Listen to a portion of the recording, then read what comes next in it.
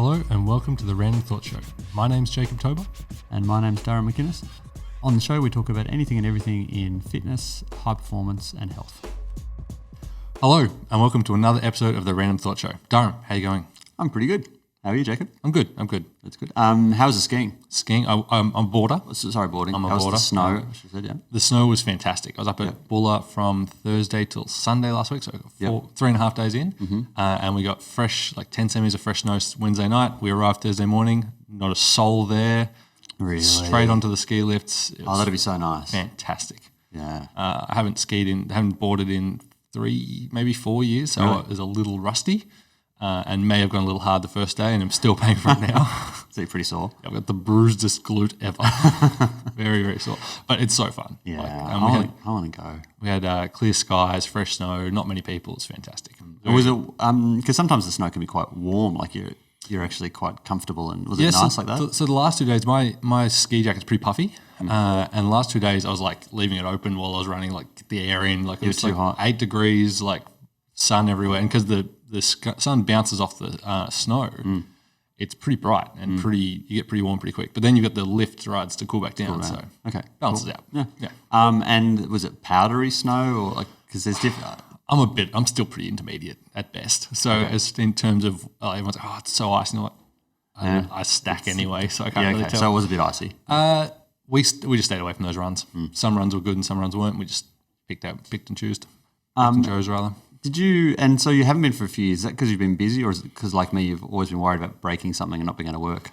Well, the breaking thing did stop me doing too many of the mad stunts with my mates who were up there. They were all doing jumps and going through the trees and stuff. And I was like, I'll just cut some lines down the middle and stay happy. But I try and go every second year, and I think I just missed one in the middle there. So it's got out to 3 or 4 years. Do you wear a helmet? I did the last 2 days when it got busier, because I'm it's one of those things that helmets help an individual, but on a population-wide basis, they're actually not that helpful in terms of, there's a whole bunch of studies, we won't go into that today. Yeah, it's pretty interesting. But not wearing a helmet actually makes me tamer when there's not many people around. But when there's other people, I'm like, I'm intermediate, but there are rookies here who've got no business being on this run, and they're likely to run into me. It's interesting. It's like what you need is a helmet and then somehow some sort of neurotropic psychological thing that actually makes you think you're not wearing a helmet. Yeah, so that you get the benefits of the brain protection, but the fear of I might hurt myself. Because whenever I think of skiing, I always think of Michael Schumacher and how horrible that was. And he was a very accomplished skier. There'll be people listening to this who don't know that story. It's probably worth. Yeah, okay, yeah. Arguably one of the greatest Formula One drivers in the history of the world. Amazing. He was incredible. I saw him once. Didn't he win 7 straight world championships? He won a lot. Something absurd. Just amazing, and just a meticulous operator, and he was just great. I saw him once at the Nike store in Melbourne, and he's a small bloke, smaller than me, but he had such presence. I just saw him, I was like, like an aura. Yeah, it was just this aura, and he was ripped and jacked as well. Like he was in great shape. But those guys are fit. Yeah, he had a real aura. But yeah, tragically he was skiing and I don't know whether he lost traction or whatever it was, but he smashed his head into the ground or a rock and had a very significant traumatic brain injury.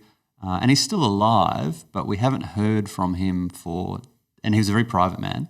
And had very specific, because when you're a Formula One or most race car drivers, they'll have a quite specific list of things to be done when they're dead. Really? Yeah, because you and I. So I'm pretty anti like motor racing and motorsports in general. I'm very ignorant of how it works. So. Well, yeah, because the thing is, you and I don't think about death enough because we're not facing it. We're not dicing with it every day. So we go to work and, touch wood, relatively low chances of us dying in the workplace. It happens all the time in motorsports. So they're much more, they've got their affairs in order. So they've got they generally have a very specific sense of, okay, if I'm dead, I want this to happen. If I'm brain damaged, I want this to happen. Wow. And he had quite specific, because what he didn't want was people to see him being a shell of himself. And so we really haven't heard any news in about a decade. Yeah, because I remember it was touching over whether he was even going to live when it first happened. And so that would suggest that he's still a long, like if he was even approaching being himself, we would have heard. So sort of dead, kind of. But anyway, and I always think of him with the skiing because he was this amazing skier, but you can just slip out. So I'm all about the helmet. But I think, you'd have to cultivate the helmet plus the conservatism. Yeah. Interesting. So I'm pretty conservative boarder. Just sort of make my lines and do a couple of little ollies here and there, but nothing too crazy. Yeah, I really want to go soon. Hopefully I can the kids haven't seen the snow, so I've promised them I'll do it. And I think next weekend's probably the last. Apparently there's going to be more snow this week at Bulla. Oh, good. Is what we were hearing from the people who were staying up there that week. Everyone knows the exact weather report for the days they're there. And we're there on the Sunday, but it's going to rain tomorrow. I was like, don't care. Going home. It's not a problem anymore. So there'll be some more snow. All right. Apparently. And so that means it was starting to thin out a little bit while we're there. But if they get another little bit this week, it should extend it by another couple of weekends. They're done? Fingers Maybe crossed. get some tobogganing done? Yeah. Maybe. Cool. And what else have you been up to? That's it. Just last week was just a mad scramble to get my affairs in order to get out of here for 4 days. Cool. That's about all. No worries. I had a cracking week. I had so much interesting stuff going on. Go on. You've been presenting all over the place. Yeah, it's been a busy week. Yeah, my voice is just hanging on. I need stronger vocal cords. Yeah, so we had a very exciting kickoff for the Basketball Victoria Hub's high performance development program thing, which is that BV is now working off a system of 10 hubs. We're talking statewide? Statewide, yeah. So there is State Basketball Centre, Ballarat, Traralgon, Casey, Werribee, Broadmeadows, Shepparton, Bendigo, Geelong, and all with a lead coach running that hub. And then running the overall program, we've now got boys, Vic Metro, and girls, Vic Metro. So we've got Ash Arnott doing the boys Vic Metro and Jenny Screen doing girls Vic Metro. Mm-hmm. And then we've got Zoe Carr doing the country women and Nathan Cooper Brown doing the country men. So we've got 4 high performance managers. Yeah, each team. Which is great. So they really get to focus on developing the athletes maximally and overseeing the programs as well. That's awesome. So it's and they'll know, exciting. Like by the time they're top age 16s, they'll know all the kids. They'll know them really well. By name and position and everything. And all the intricacies of what they've got to get better at. And so it's super exciting time. That's cool. So we had the launch of that. So it was a big fancy launch with food and presentations, and it was brilliant. So because Basketball Victoria does very well, and we punch above our weight, but to get this system going and a mountain of work for us because there's a fair bit to do. Us in terms of core advantage. Yeah. So after the thing, a lot of people came up to me and they said, "You're going to be busy, aren't you?" I'm like, "Yes, we're going to have a lot to do," which is great. Yeah. And one of the first things in that was I was lucky enough to present to the lead coaches on Saturday morning, and I wanted to talk to them about what we're doing because I think it's important to brief them on how we're going to try and help the athletes. And it's a relatively simple process of let's just get everyone biomechanically great. Let's attack the big rocks of tight thoracics, lack of dorsiflexion, just the low hanging fruit big rocks, and sort of explain exactly how we're going to go about that. But then we talked about coach health because I think that's a really interesting area. Coaches. Because we spend so much time thinking about the health and the performance of the athletes. Don't roll your ankle, keep your knees healthy and be stronger and jump higher and fitter and all those things. But the coach's health and performance is a big part of it as well. They might not be scoring the buckets, but they need to be switched on and alert and focused and making good choices and decisions. Yeah, and so I think Coach High Performance lives in this interesting space where it's like corporate high performance, but there's also the physical component as well. So they need to know that stuff, but they don't necessarily. It's not a conducive lifestyle. Yeah, I think that's actually the best place to start is to talk about how. I'm trying to think of the words here. How unproductive and how counterintuitive that lifestyle is to high performance and to being healthy in just the simplest sense. Yeah, it's really hard because what you want, or what I think you want as a coach, is you want to be healthy. You want to have good energy. You want to be able to. Coaching's very stressful. Everyone judges coaches so harshly, and your win-loss record and your performance in so many little things. It's like all these things that are out of your control are actually directly used to judge how you went. And everyone thinks they can do a better job than you. Like it's just one of those things. I mean, particularly I've always said one of the hardest jobs is if you're state coach of Vic Metro, Vic Country. What happens is if you win, everyone's kind of like, "Yep, so So he or she should have. Yep. That's appropriate. And if you lose, it's like there needs to be, an inquiry. And a review and a panel and a whole thing. Yeah, and sometimes just, teams win and teams lose, and they can follow, that Lindsay Gay saying, operation successful, patient died. Like sometimes you can do all the right things, but it doesn't still lose, yeah. And that's part of the beauty of sport is dealing with those lessons. Yeah.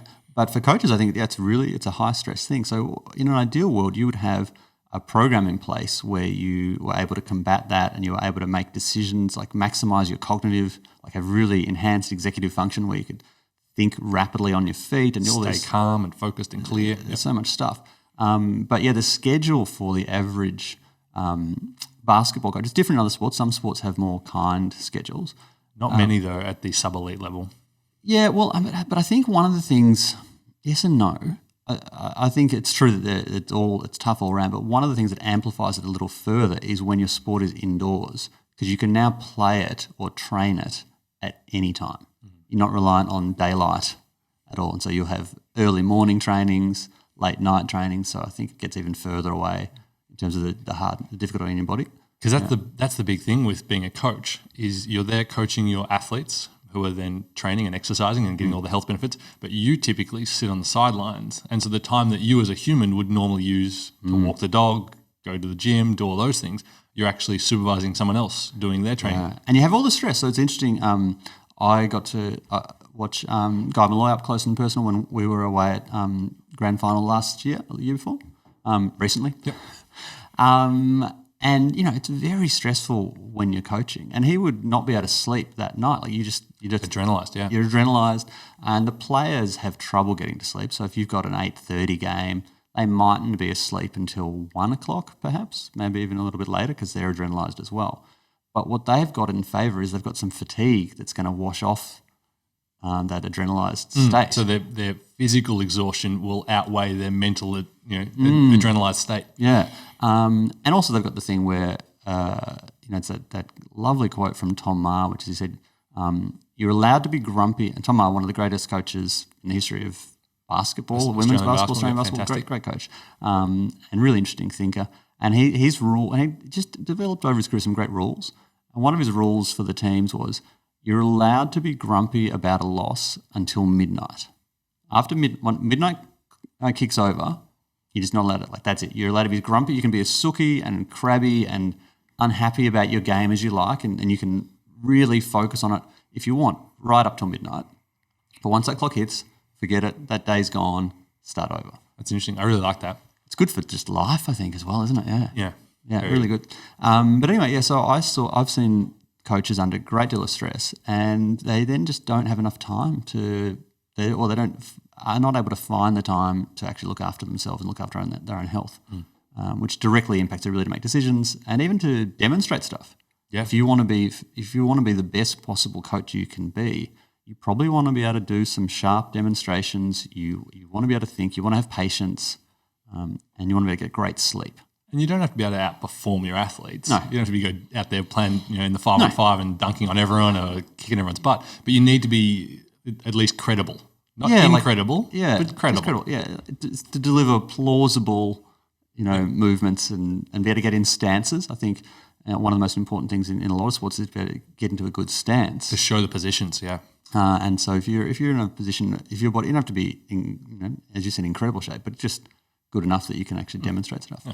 So that was kind of the catalyst for me to think really hard about what are the best hacks that we can have to help you build your own high performance program as a coach. As a coach. And it was interesting because it was sometimes, like the prisoner's dilemma, which forces you to just think of the 3 things you would do.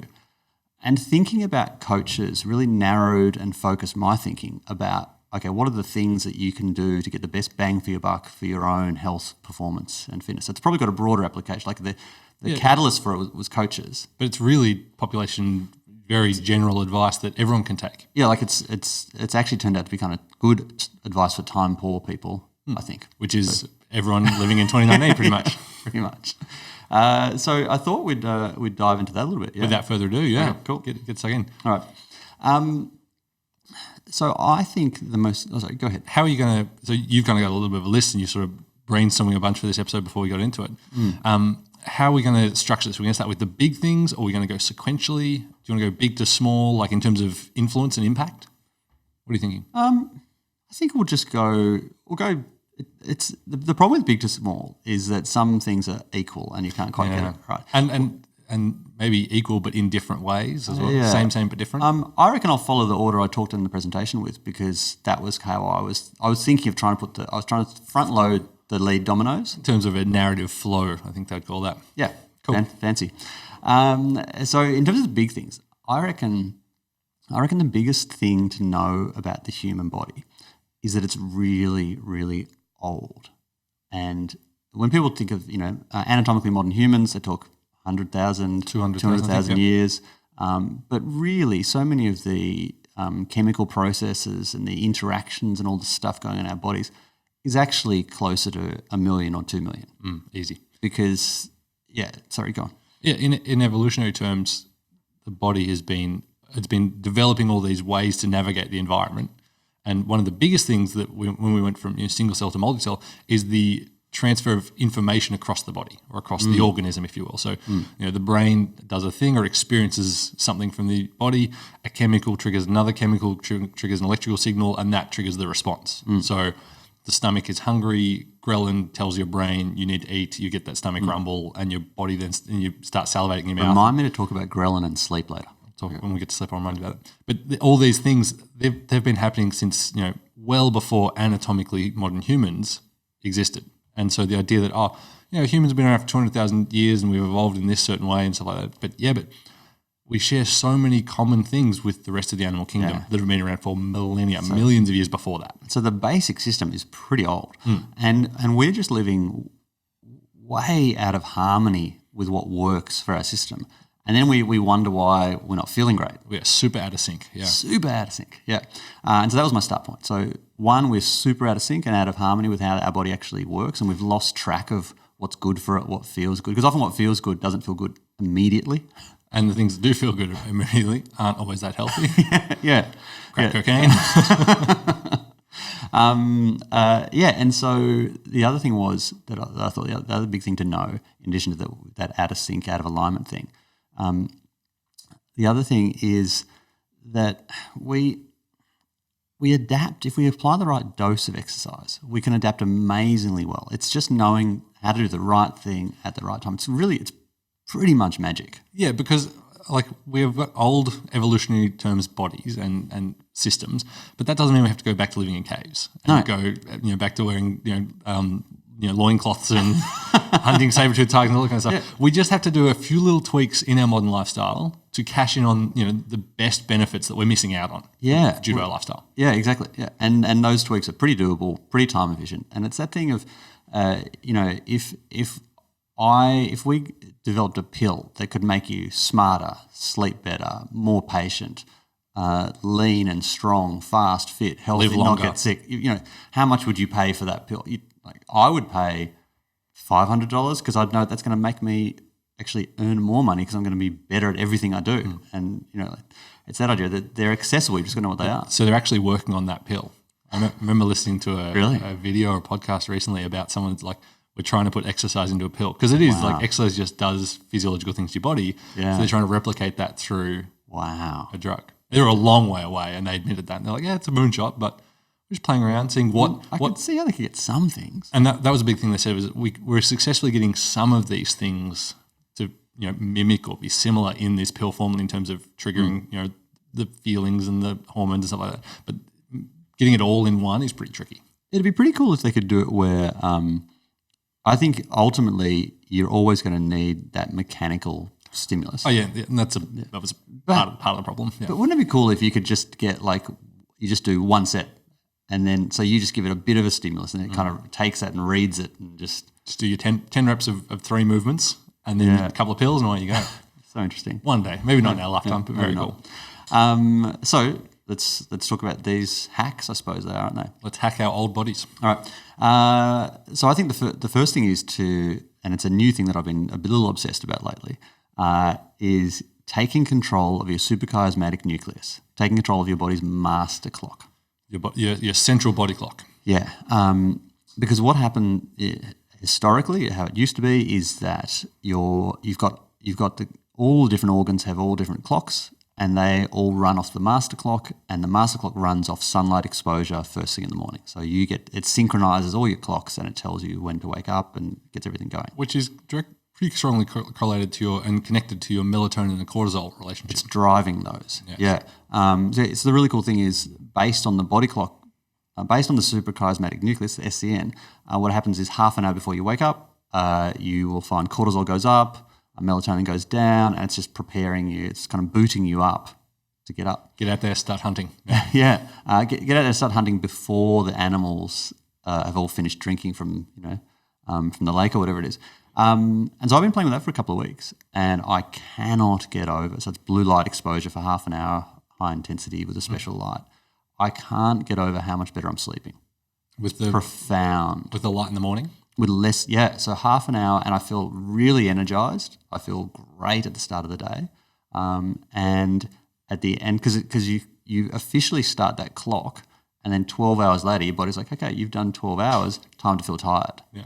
And I'm sleeping. I'm not sleeping particularly well in terms of hours. Like, it's been a really busy couple of weeks, so I've had the kind of sleeps where normally I'd feel pretty crappy.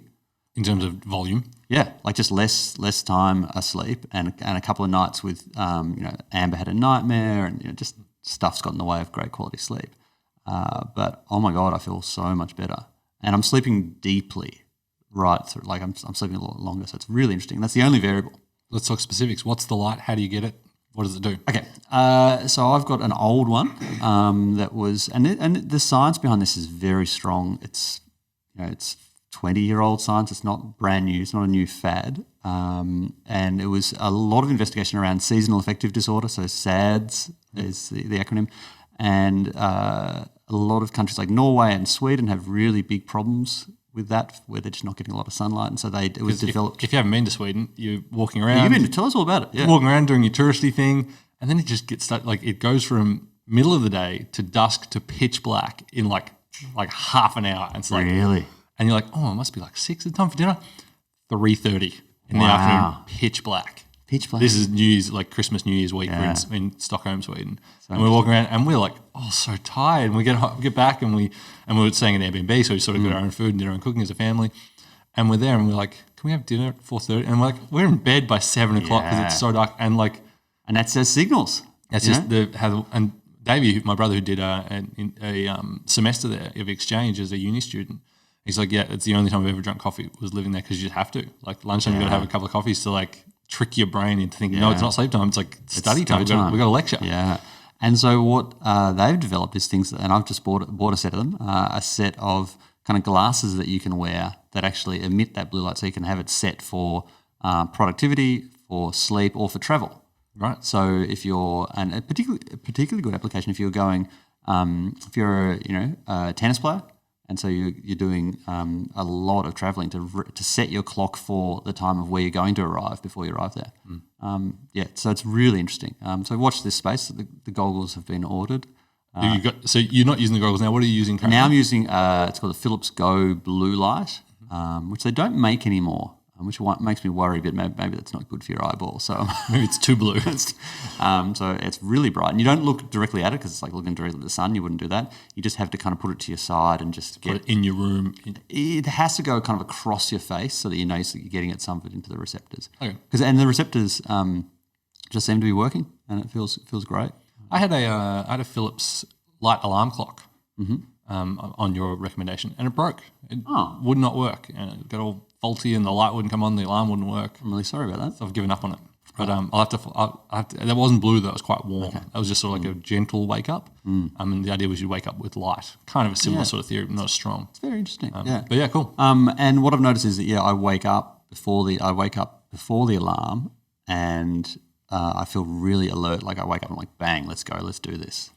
And so you do the light in your bedroom? No. You go to the office, you go to the kitchen? I get up and I turn it on, and I go to the loo, and then I go do my rolling, stretching and stuff. And so by the time I've finished all my normal sort of prep to train, that's half an hour. Yep. And then I turn it off, and Kate comes out and uses that when she does her stuff as well, and she's finding it to be equally beneficial for her. Cool. Really interesting. And so I was thinking about basketball coaches and people in general. The issue is that we're getting none of the light when we need it, and then too much of it when we don't. We've got reverse blue light going on. Yeah, but think of coaches; they're in stadiums all the time, sometimes All day, every day, sometimes. Yep. And some of the stadiums have great natural light, and some of them have none. So they're not getting a lot of that at all. So my thing was, take control of it. Treat that as an issue. So try and get more of that blue light in the morning and less of that at night. Light therapy. I think that's I now thinking that's the lead domino, because it affects so many other lead dominoes. So if you can have that lever or that domino that affects your energy and your sleep, that's going to influence your eating and your training. Yeah. And it's a great way, I think, to one of the hardest things when you're getting going to try and get in shape if you've been out of shape. And I've been blessed enough to let myself go a couple of times. There's often people in our field who've never been unfit. Have you ever been proper unfit? I've been different types of fit. I've gone through phases of like a powerlifting mode where I got super strong and super uncardio, and then I went through a triathlon phase where I went super cardio and not very strong. You haven't, have you? No. Yeah. Whereas I have, 20 years in the industry, there was a few years where I was like, oh, I'm just kind of sick of all this, and I just didn't do a lot. And so I've really felt how crappy feels. And I think the ability to get some sort of a jump start, some sort of a boost where you start to feel good. And I think that light therapy stuff is really, really valid for that. Very cool. And so you got your light therapy. What are you doing next? Next, I think you're exploiting, what you should be doing is exploiting the multiple benefits of fasted morning outdoor cardio. So running on an empty tummy, walking on an empty tummy, that stuff. I think you feel great when you do that. Will you talk us through the physiological benefits? So, in terms of training in the morning, before breakfast, So when you train, overnight, we always think like sleeping, we're not burning any energy, but you're actually burning a significant amount of energy during sleep. So you actually burn off a bunch of glycogen because your brain is doing a whole bunch of reorganizing and shuffling and decompressing and dreaming and all kinds of memory stuff. Consolidation. It's very active. There's some active stuff going on there. Yeah. There's a lot of active stuff going on in your brain when you sleep. It's obviously not aware of it, but it's the stuff that we still don't really know how sleep works. In terms of there's no. We know there's stages. There's bits, and we know that your brain gets better and you perform better and you think clearer and all those things. But the actual true definition, we're not really too sure.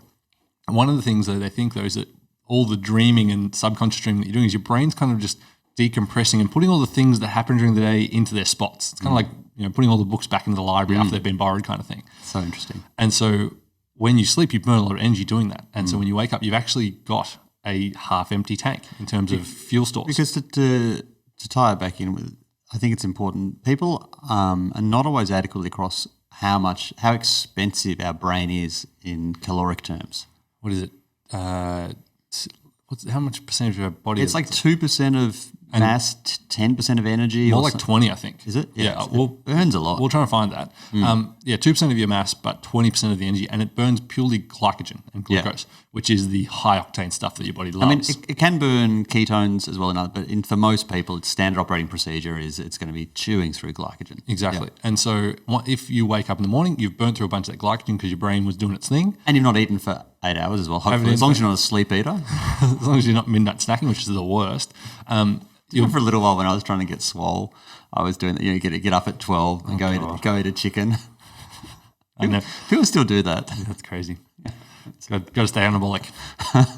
Anyway, so you've burned a bunch of energy. You've woken up. You haven't eaten in 8 to 10 hours. Now is the perfect time to cash in on that low glycogen storage and burn into a bit of your body fat.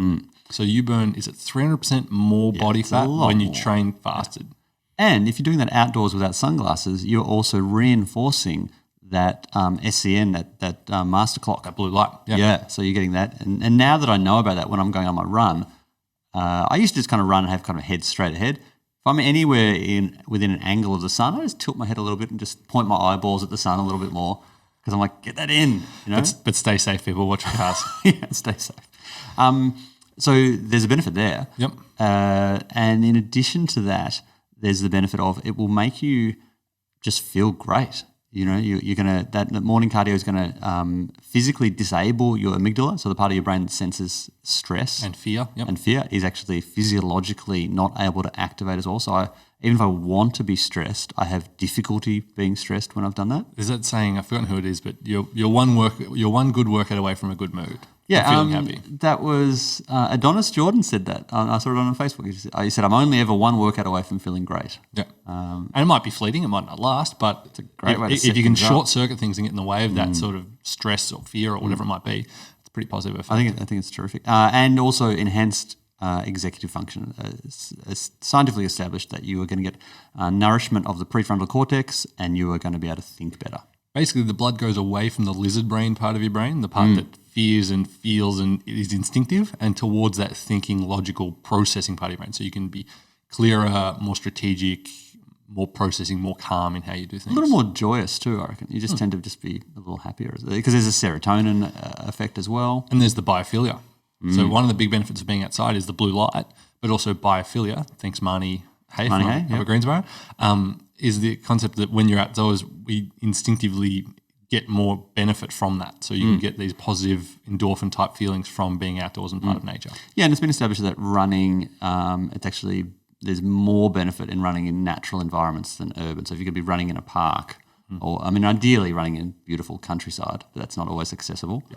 And it might be a bit of a drive to get to your run if you can do that in the morning. You might lose some sleep. You might. But I live in Yarraville, and it's quite an urban area. I think we've got more trucks go down this. There's a street, 2 streets away from us, Williamstown Road, and there's more trucks go down there than any other street in the world. It's the truckiest street in the world. So it's pretty built up. But there's a nice little park that I run through, a linear creek park.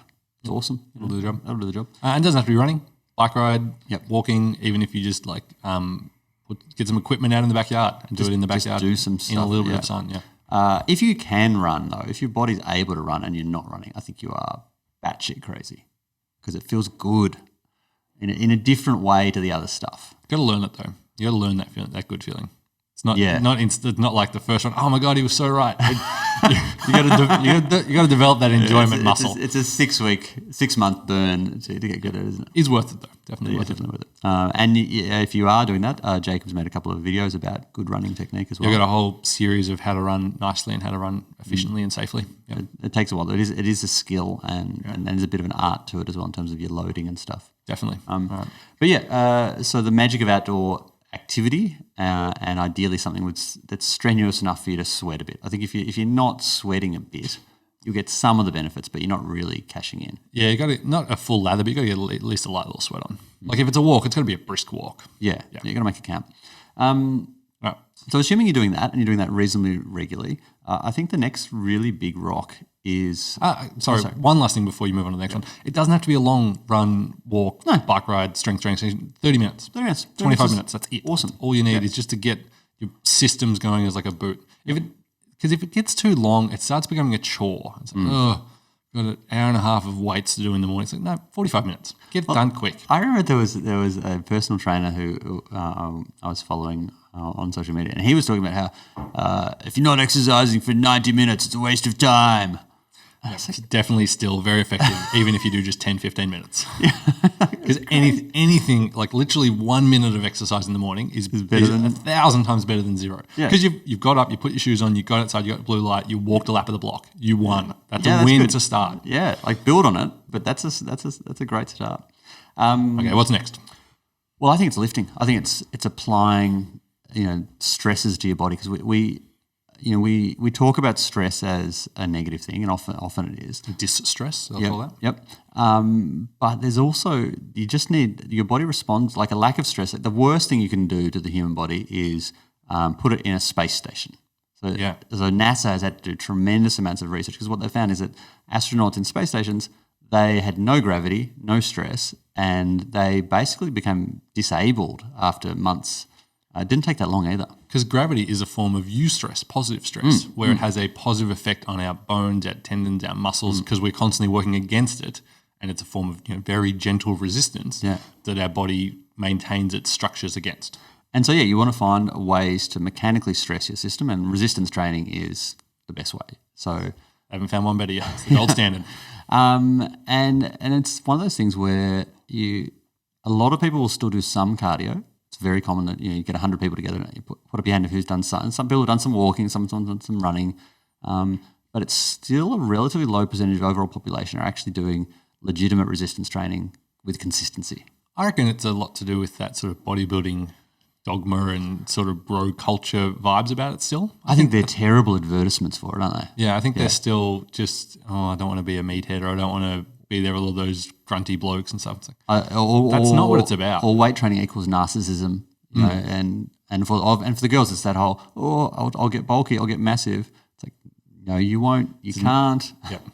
Not happened. And like, if you get the physical benefits and you're a little leaner and a little ripped, that's fantastic. But that's really their secondary benefits when we really talk about what we're doing with weight training. I think the primary benefit is that you can just maintain the freedom to do stuff. So if you do it well, you're maintaining your structures so you can not have bits of your body break. So you can, I don't know, like my dad had some shoulder issues and has difficulty putting a bag in the overhead compartment on a plane. It's like you just want to be able to always do all the stuff you want to be able to do. It's future-proofing your physical self. Yeah, which is not going to make him a sexy ad. But also it's future-proofing, and what it's doing in the here and now is it's elevating metabolism. So you've got more active muscle tissue. That muscle tissue has to be fed.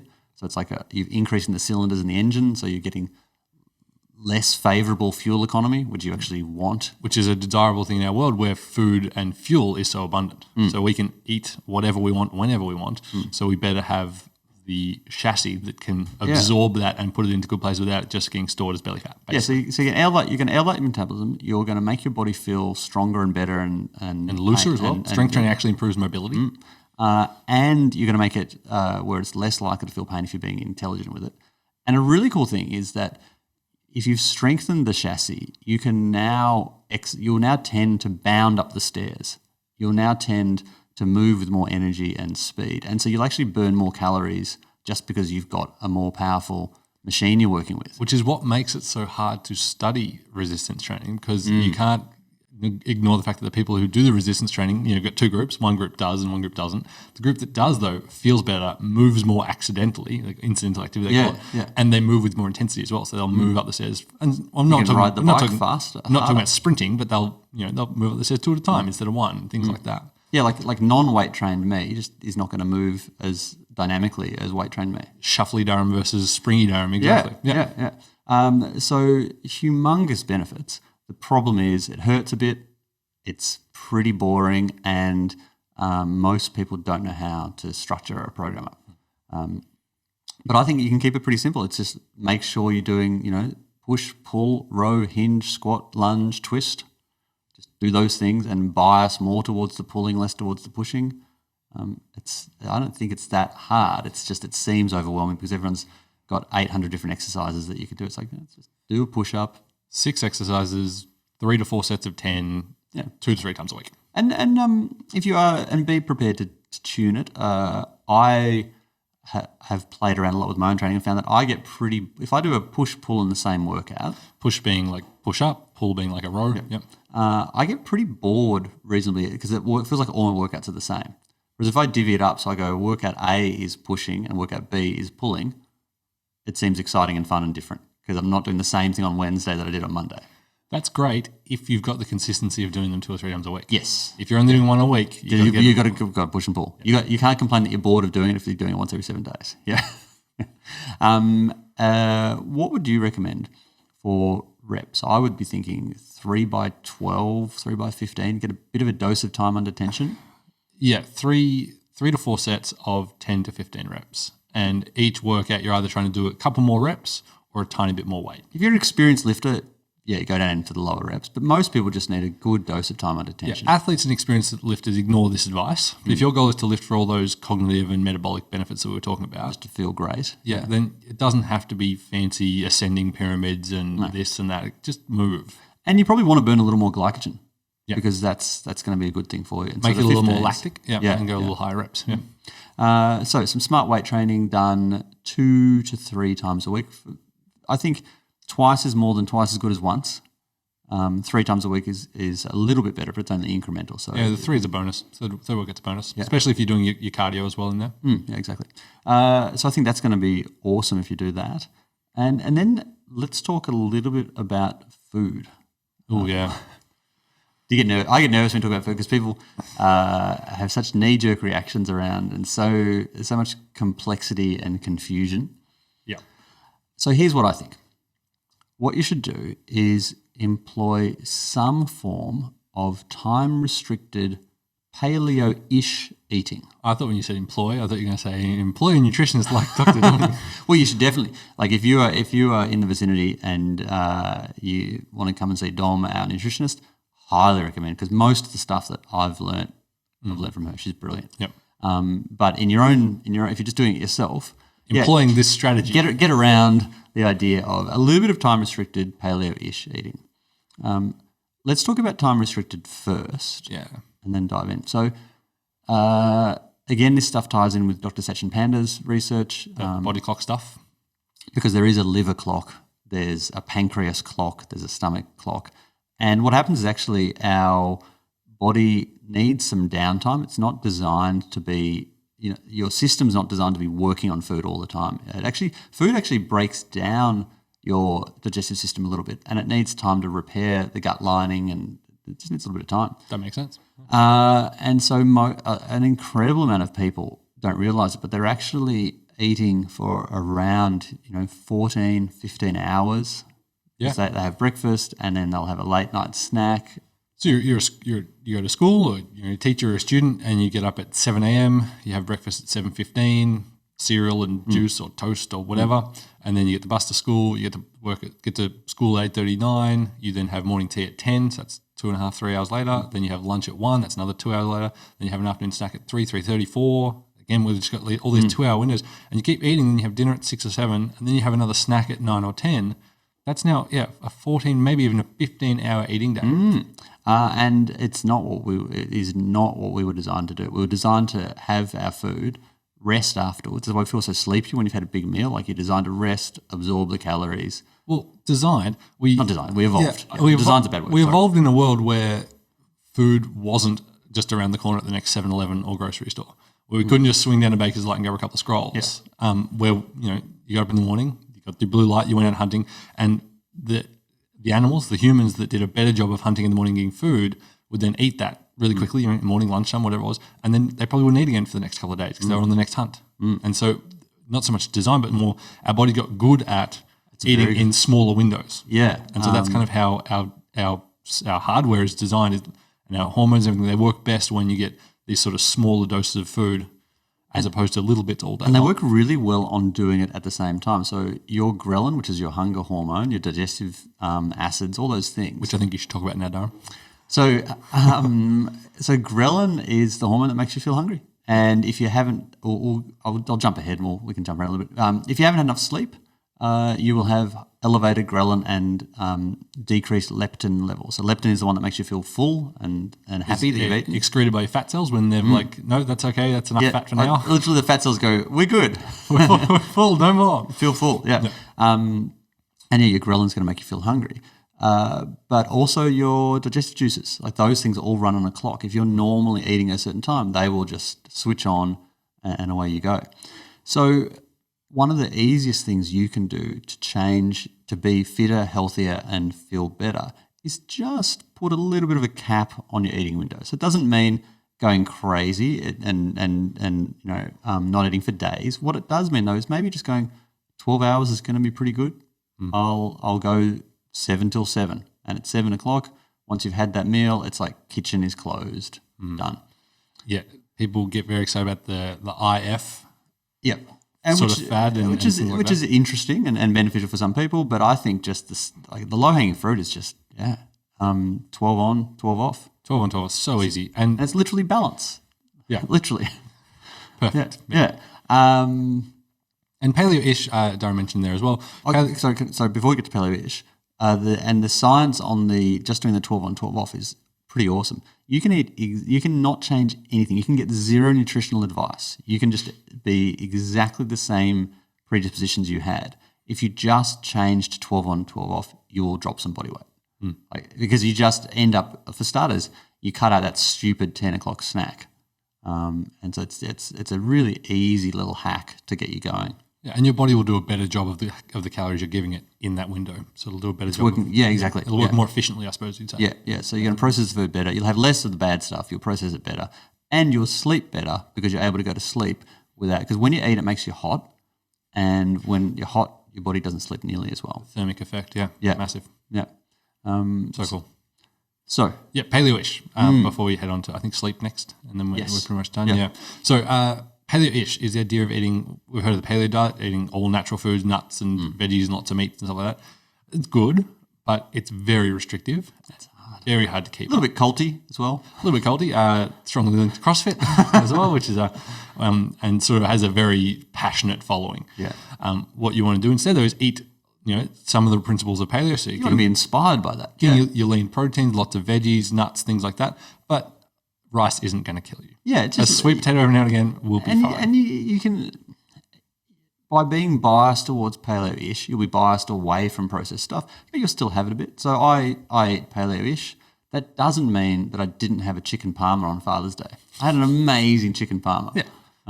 You can still break that, but in general, I'm trying to bias my eating towards stuff that is natural. Yeah, so aim for less of the processed carbohydrates, in particular less of the sugary stuff, more towards things that are bright and colourful and not in packaging. But that doesn't fats. And good fats, but that doesn't mean you won't have some rice with your stir fry or some noodles or a sweet potato with your steak or whatever it might be. And occasionally a donut, because you'll go crazy if you never have. Like for most people, unless and you're a bad person to talk to about this because you're pretty disciplined. Donuts. I like donuts. But I think the trick is to pick a day. Okay, on Sunday is my day. I'll have whatever I feel like on that Sunday. If I talk to you about the power of that, the cheat day, why I think it's so clever. I've read about it, but I haven't heard your take on it. So far away. So here's my take. Across the course, and this is from reading a lot of food diaries in the early years when I was doing more PT, and I'd see a lot of people who were eating their way out of shape. And so what you do is read a food diary, and you might find that someone has actually, without realising it, across an entire week, they'll have between 16 and 20 treats. I'd get a highlighter out, I'd get the diary, and I'd go through and I'd just highlight the stuff that was the high sugary processed food, just Big M, the junk sausage foods, roll, like just stuff that was clearly not conducive. And I'd say I'm going to highlight the things that I think are sabotaging your progress. Let's just go through. And my lead-in would be the more things we find, the better news this is for you. Because you've got more room to progress. Yeah. And it was very common that people would be between 15 and 20 treats a week. 2 a day, 2-3 a day, easy. Doesn't take much. And what I would say to them is, all right, what we're going to do is we're going to pick a day, and that's going to be a day you can eat anything you want all day. If you want to have a Black Forest cake followed by 6 meat pies and 5 Big M's, go for it. You do whatever you want that day, and you pick a day and you just go for it. Go hard. Yeah. And so what happened, but the really cool thing is they would have one thing that they'd been dreaming of. Big M's for me. Love a good Big M. Big M's, and they might have a big thing of cake or whatever it might be. They generally get to about their 3rd treat. They're like, you know what? I'm actually pretty good. Because you actually can't fit that much in a day, even when it's untapped. Yeah. And so what you've done with 0 psychological pain, you have transformed someone from being a 15 to 20 treat person to being a 3 treat person across a week. That's a really big difference. So I think... And I reckon they taste sweeter when you save them for the day. When you go, I'd love to go for a big burger or killing for some chips. It's like, no, Saturday's the day. I'll wait till Saturday. Yeah. Get to Saturday, you enjoy them more. You enjoy it. And you savour it. Anticipation. And then you're back on it from the next day. Yeah. And I love a Sunday because that's the day I'm with the kids all day, and so we can have pancakes and we can do this, we can do that, and I say no to nothing. Let loose. Yeah. So I think that's a really good. If you're going to do the paleo-ish, I think it is important to have a day that you just let loose. And you don't always. There's some days where my day just kind of lines up, and I've got the opportunity to eat a lot of good food, and I don't really feel like I need to it that week, and I'll just go, I'll skip that day. But you don't move it. Don't move it to the Monday that week. It stays on the Sunday. If it happens, it happens. If it doesn't, bad luck. Yeah, exactly. So I think that's and the thing is, all these things, there's that interrelated thing where if you're eating like that, you'll actually produce more serotonin because your gut's not having to deal with the inflammation from the sugary foods. So you'll feel happier, and it's a whole other topic, but you'll just feel good. There's a lot of benefits that flow from one of these things to the other. Yeah, nice. Cool. And then we talk about sleep. Which we've kind of touched on throughout all of these topics, to be honest. Because all it's of such these a lead points have domino, kind of isn't had it? sleep in them, yeah. Yeah. I think with sleep, obviously the blue light stuff, get it in the morning, avoid it at night. Have this, it seems self-evident, but I'm going to say it. Get to bed the same time, get up the same time. Don't give yourself jet lag. It's amazing how many people give themselves jet lag over the weekend, every week. So it's every Monday they're starting the week a little jet lagged because they changed their time.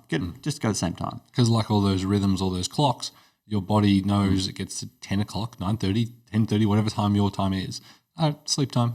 And your body gets in the habit of learning to switch off at the same time. So you want to pick a time that you're happy to get up on. I think the best, and I stuffed this up for so long.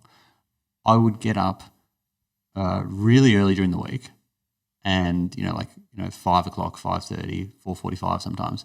I would never get up that early on the Sunday, and so I'd be out of sync all the time. Whereas now it's just 6:30, roll out of bed, I'm good. What are your go to bed and wake up times?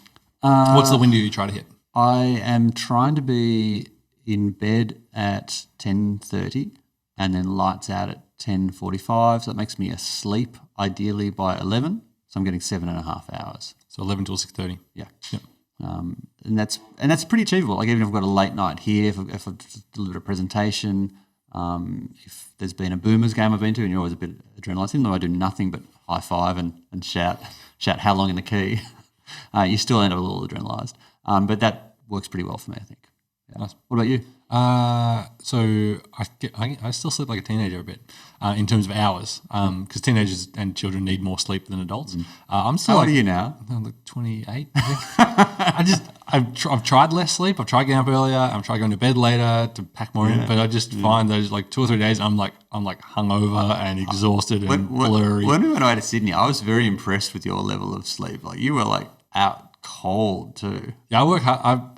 I try to pride myself on being a good sleeper. Yeah. And I try and make that a point that I can hit. And I'm getting better at learning to sleep anywhere. And just like, I'd love to. There's a couch, out I go. You got this. Yeah. So I'm more like in bed at 9:45, 10, lights off by 10:15, 10:30. Usually sleep pretty straight away. And then awake at like 7:30. Yeah, wow. So I'm more like the 9. Do you wake up at all during the night? Very rarely. So you close your eyes and you won't have consciousness again till 7 o'clock. Yep. 9 hours. That's amazing. Yeah. And I've tried less. Like I'll get up in the 6s or with a 6 in it or anything like that. I'll go to bed closer to 11. And I just like 2 or 3 days in and I'm just like, it's very individual. This is not worth it. We're all very different with that stuff. It's not worth the extra episode of TV shows. What I would say to people though is that one of the things you can do to experiment with your sleep is to do a little bit of time restricted sleep, like actually dial the sleep back just a little and see, because there are some people who actually sleep better. Like I sleep better when I chase less. If I chase 8 hours, I don't do very well. My parents are the same. Yeah. They'll struggle if they've got nothing the next morning because they can't get to sleep. Yeah. So I think, we should do an episode later on time restricted sleeping and the idea of sleeping windows and if you have onset or maintenance insomnia. But for the moment, same time each night. Have a pretty chilled out routine. I've been doing jigsaw puzzles before Nice. bed at the moment. That's great. Yeah. It's switching yourself off instead of watching TV. Do a little bit of jigsaw. Okay, Great.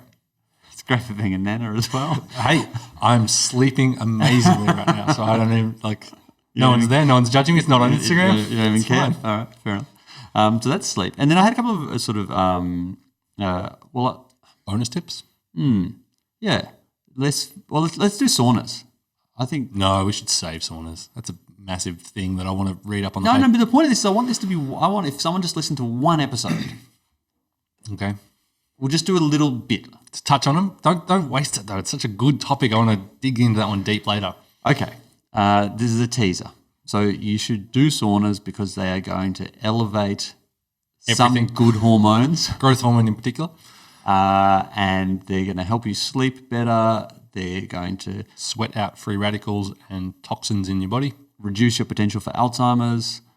Lots of really good stuff. If you have access to a sauna, and there's people that like have access to a sauna and aren't using it, so you are crazy.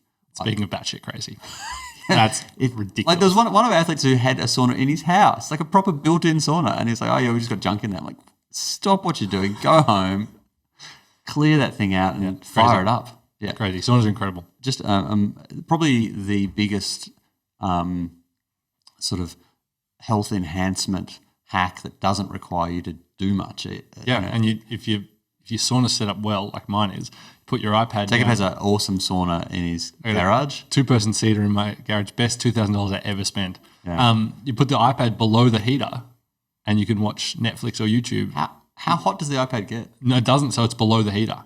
So I sit high near the roof and the iPad sits low underneath the heater, which is in like sort of 30, maybe 40 degree heat, whereas I'm sitting in like 80, 90 degrees. Yeah.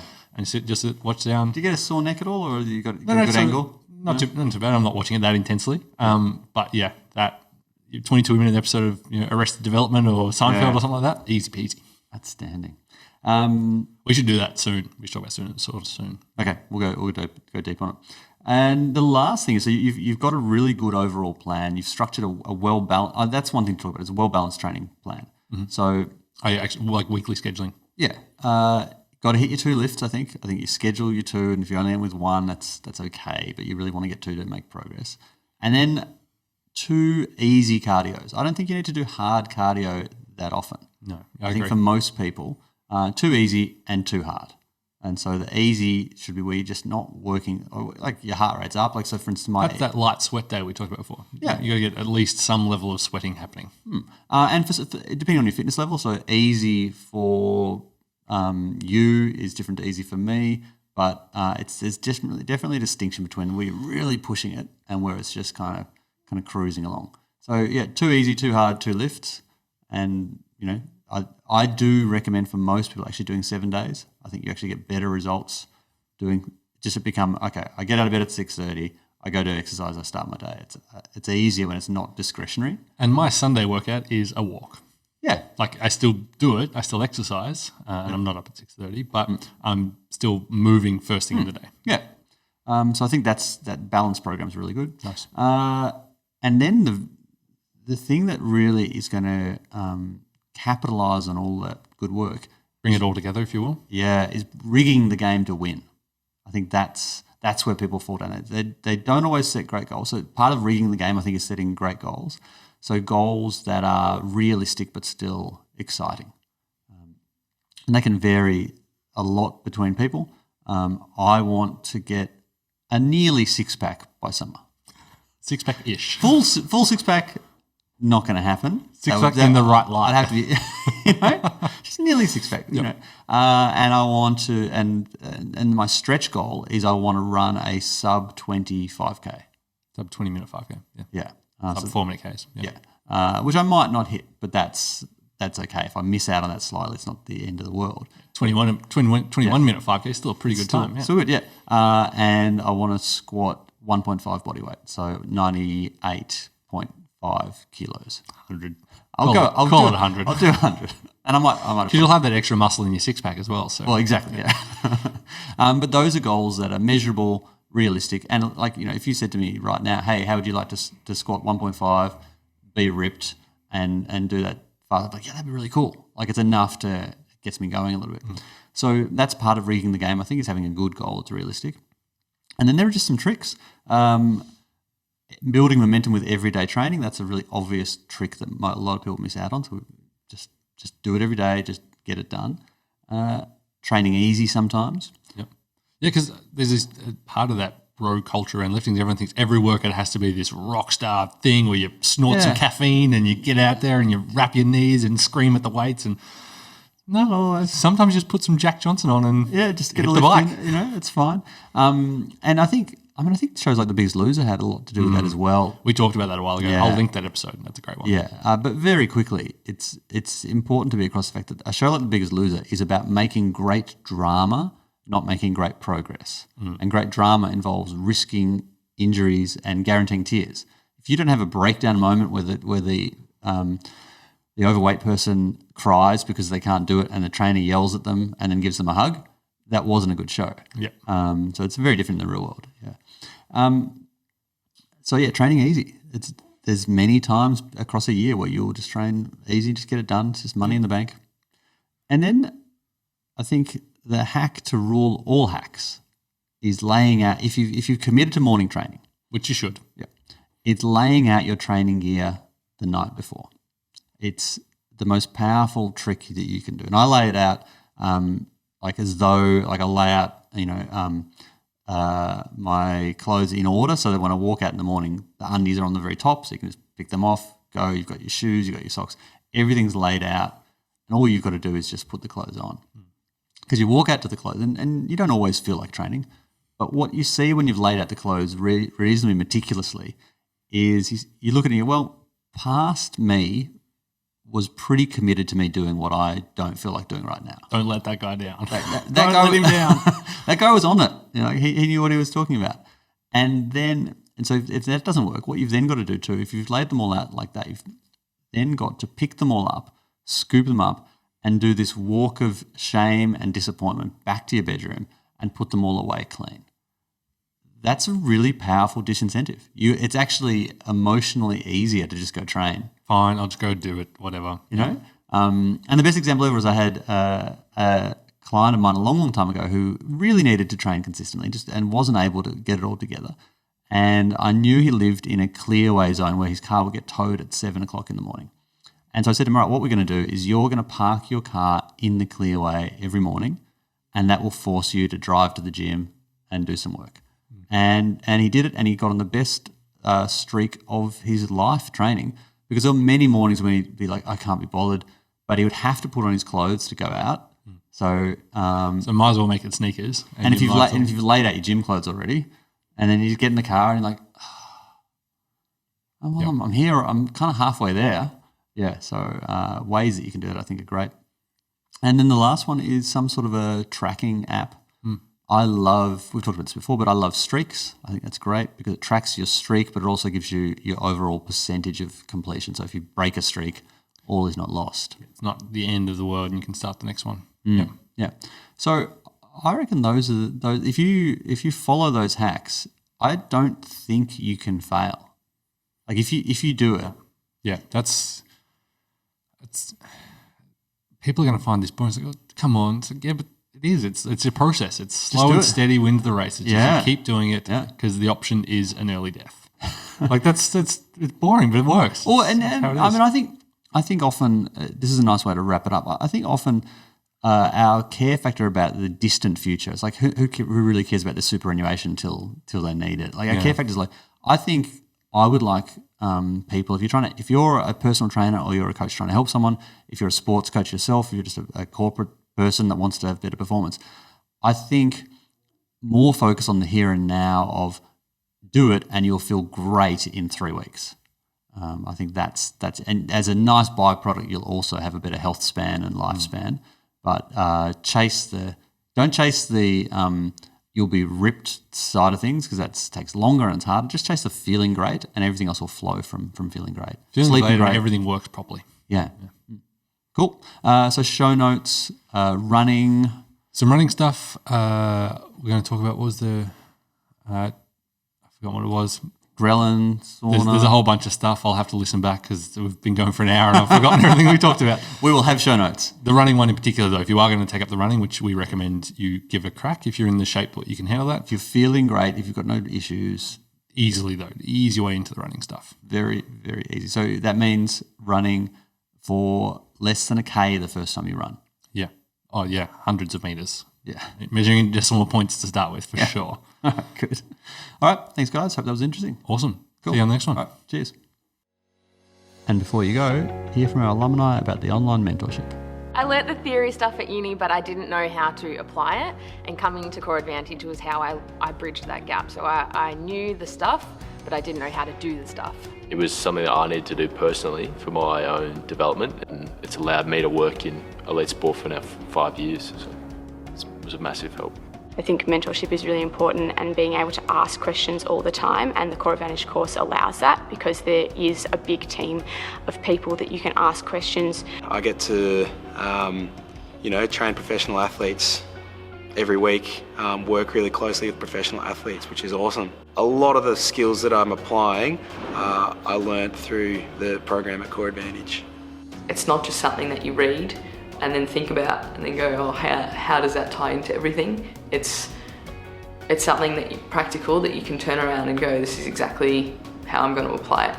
And the concepts that you learn help you as a coach, as a professional, as a person.